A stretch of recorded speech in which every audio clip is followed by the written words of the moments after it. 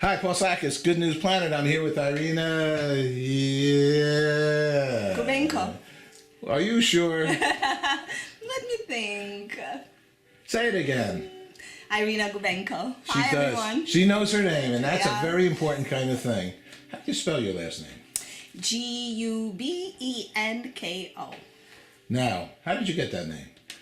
Oh, it's a long story. Well, actually, I was born in Ukraine, and my grandfather is Ukrainian, and I got my last name from him.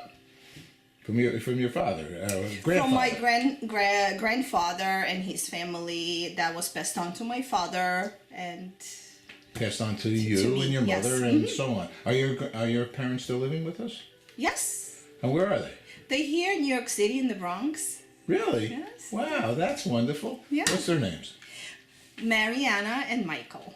You have a daughter, don't you? I do have actually a daughter who's turning 20 tomorrow. Really? Well, happy birthday to her. What's her name? Gabriella. Gabriella. What a Gabriella. beautiful name. So you've always been so happy. You helped us with our Peace Day outreach. You helped us with the city, the Respect for All program, because I know something about you. You are all about respect for all. That is like in your DNA. How did that become in your DNA? Because I see it, and I've known you for a bunch of years, and you handle everybody around you like they're really important, and you mean it. How did you do that? Well, first of all, I truly believe that everyone is important. Every person has something valuable to bring to this planet, to our lives. Every person who crosses our path is there for a reason, either to teach us a lesson or to serve us in some way or to illuminate our path. So every person is a gift. And to your previous question, that respect for all, my family, because I come from such a mixed family of Jewish and Christian Orthodox, Ukrainians and Russians and Belarusians, my family was very accepting of everyone, always.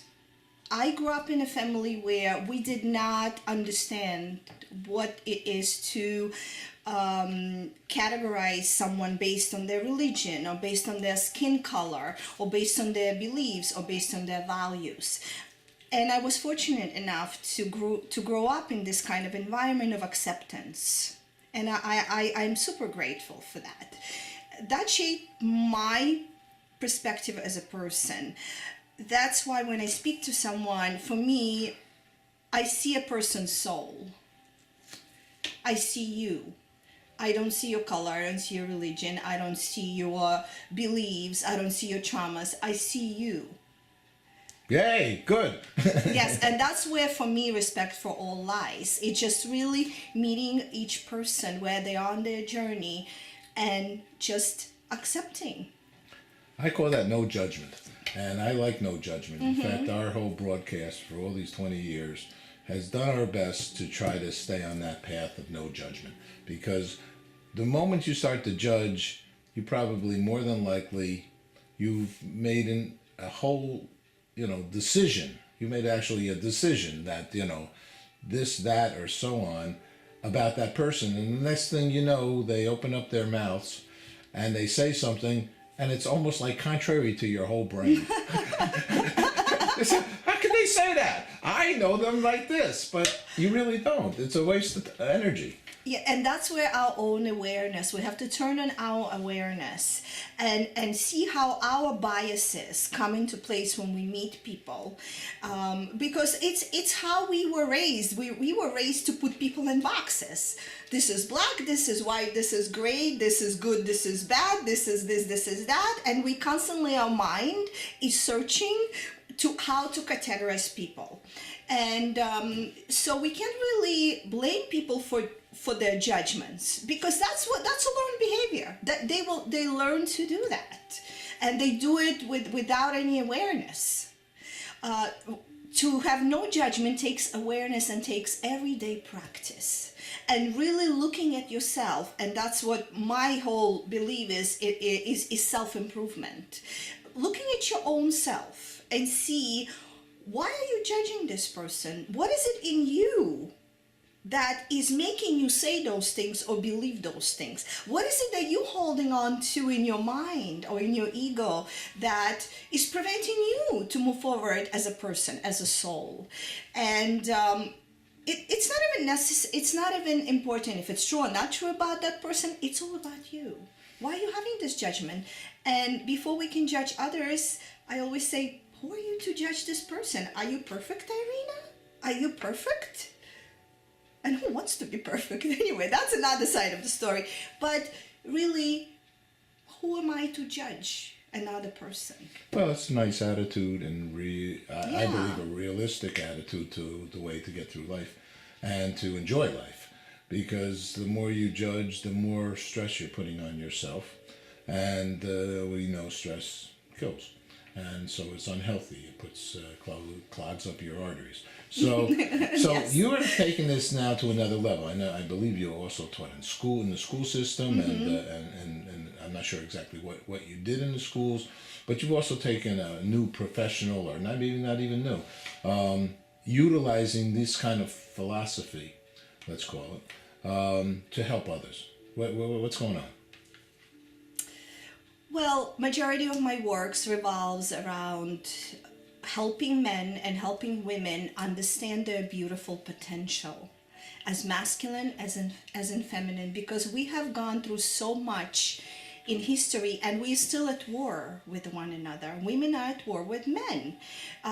Feminism was part of it, which I'm not blaming, please, feminists for anything. There was time and place in history for that, and women needed to step up and fight for their rights and equal opportunities and to be able to vote. This is all important stuff. But we are at the point of history where we take on a lot of that masculinity, and we approach men with a lot of that masculine energy, which, and men are, by nature, they are hunters. They like competition. They like this kind of, it's in their DNA, so they like this kind of energy. When they see a woman acting like that, they read it as a competition. They read it as someone who is going to challenge them. And this is not the way it's supposed to be. That's why we have a lot of conflict in the world in general, in marriages, in relationships, where men take on too much feminine, probably, and women take on too much masculine. And what I mean is, sometimes men, they forget that their role is to be providers, to be protectors, to be... this is a beautiful masculine energy. That's how it's always been. That's what women rely on for safety. They look at men as protectors. They look at men as for survival. And a lot of times men forget that. And they look at women as their equals. And women could be equal as far as salaries, as far as workplace. But when it comes to intimate relationship, a woman still wants to be a woman. But before a woman can be a woman, she needs to tap into her feminine nature, and she needs to tap into her feminine essence and really understand that she's powerful as a woman, not compete with men or power, not get into power struggles with men. We have enough of that going on in the world. There's a way to do things. There's a way to say things as a woman. There's a way to make your partner understand you and hear you without putting men down. And for men, it's the same. You know, the same goes with men. There's a way to understand a woman, where a woman comes from, and women are all about expression, and sometimes they just want to express, and they want you to hold that space, and they want to have that safety, and they want to have that protection. So it's really understanding feminine and masculine polarities, and going back to that, to really cherish each other as feminine and masculine, really understanding your partner, communicating, connecting, That's mostly what my work revolves around. So do you take a private session, or how does somebody take advantage of this brilliance? And I'm going to call it brilliance. Oh, thank You you. have a really great perspective here. I've just learned some things that are extremely going to be Thank you, helpful for Paul. me in my relationships and in my life. And thank you for that, because I'm not a youngster anymore. I've been, in marriage and in grandpaing and all kinds of things. And I've Beautiful. just That's learned beautiful. some ways that are going to be helpful for me, really, at this later age. So how could you?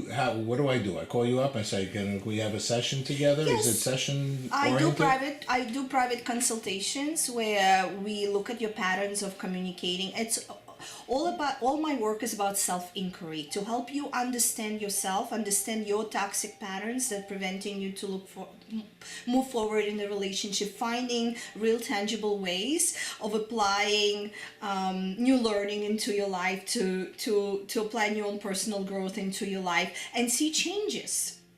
So not only it's a session where things get released and things get uncovered, and there's certain awareness takes place, because many people, they just go in their everyday life and they not even aware the toxic patterns they following, just going back to judgment. Some people don't know they're judging others. Same here. They don't know they're doing something wrong in the relationship, or maybe not, I shouldn't say wrong, but they just following learned behaviors that no longer serve them.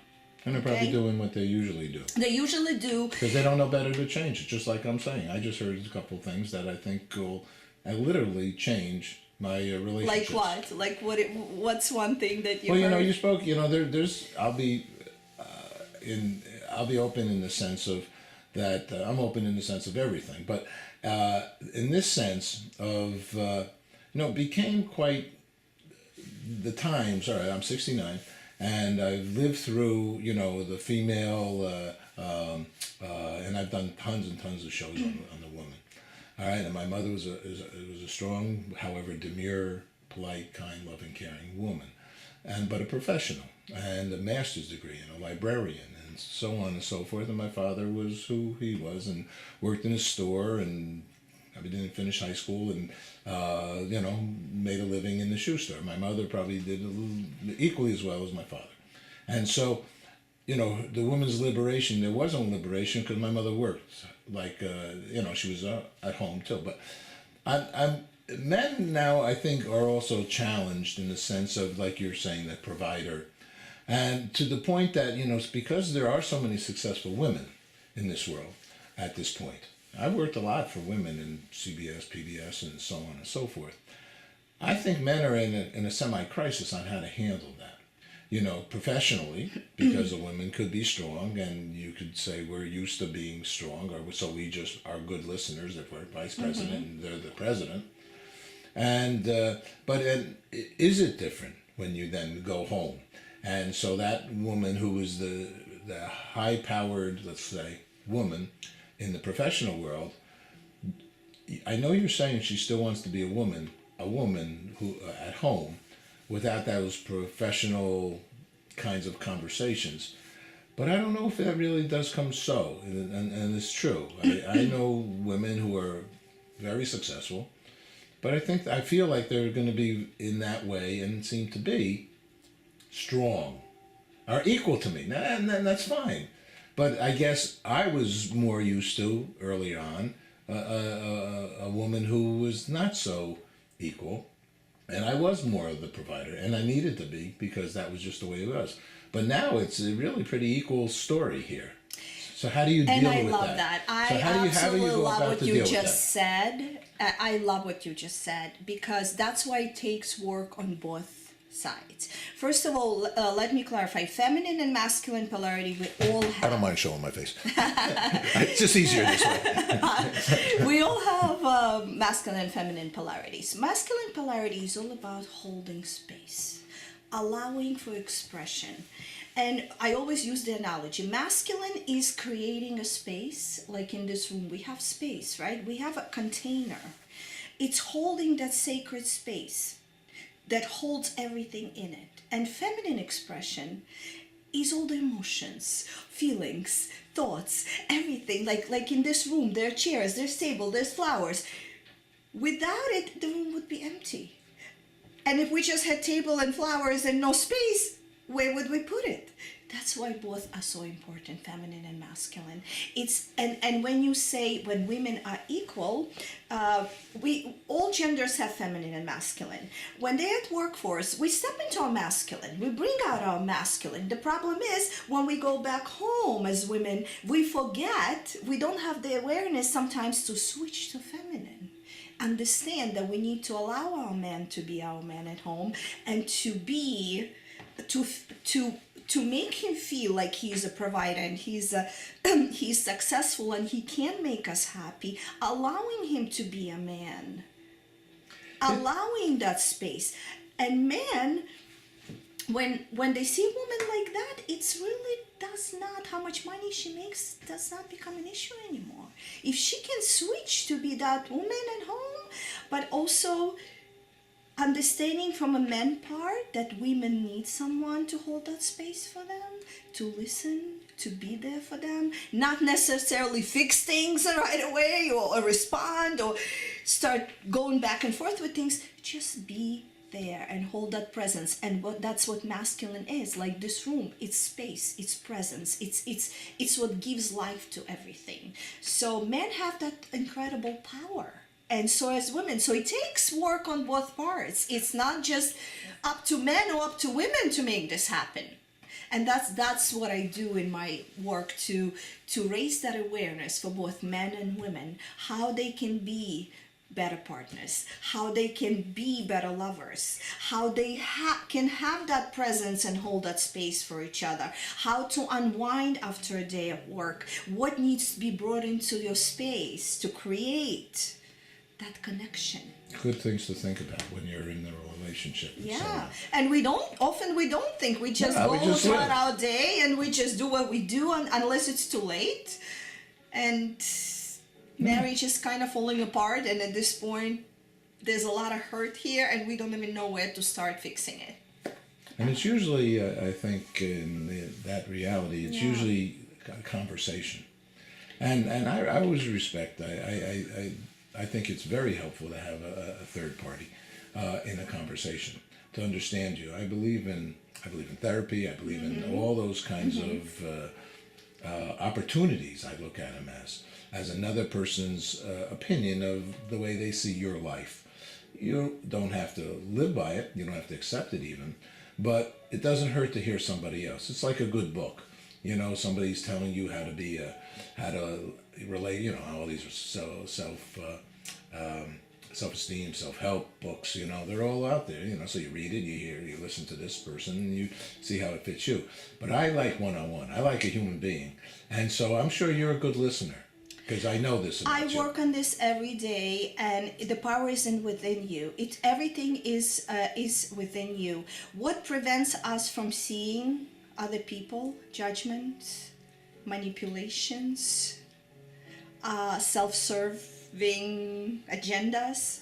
I call it stuff, ego stuff. And when I drop that, I see you clearly, and I hear you clearly as a human being, and I hear what you're saying to me without having that in my heart. And the goal is to have that communication. And by the way, it's not only between men and women. It's with I have some clients who are homosexual couples, and that goes both ways. Again, we have our polarities, masculine, feminine, within us. So it's really finding your way to hold the space and to listen and to understand without jumping to fix, without jumping to judge, or try to fit it in our box, in our mind somewhere where it fits. Really have an open mind and an open heart, and that requires work. Like you said, it requires personal work. Without loving yourself first and understanding yourself first, you will not be able to understand another human being. I'm going to ask you two last questions, and this is going to be part one of many. Okay? And you should write a book. If you didn't write one already, you should write a book. That's a possibility. Thank you. Okay. I've asked many people, what does peace mean to them? So, Irina, what does peace mean to you? To me, peace and love are inseparable. Peace is a freedom to love and be loved unconditionally. Well, then my last question was going to be, what does love mean to you? I mean, because we're created a love channel now. And what does love mean to you? Love is a beautiful life force energy that spreads throughout your body, throughout your soul. And this is something we project into our world. And that is why it's so important to take care of yourself and to bring out that self-love. When I went to India this year, I spoke to a very profound doctor, Ayurvedic doctor, and he told me, he said, Irina, you service a lot of people, you give a lot of yourself, you give a lot of love. I said, yes, I do. I said, do you take care of yourself? How often do you take care of yourself? I said, well, I try to balance it. Of course, I have practices. And he says, no. Yoga is a selfish practice. You have to love yourself and sit with yourself first before you can love others and spread that love into the world. I said, without this, everything else is not possible. So that's what love is to me. Love is really embracing who you are and sharing it with others. Okay, Irina, thank you. I love you. Yeah. Thank you so much. Thank you, Paul. Truly appreciate it. Peace and love to you and everyone. Thanks.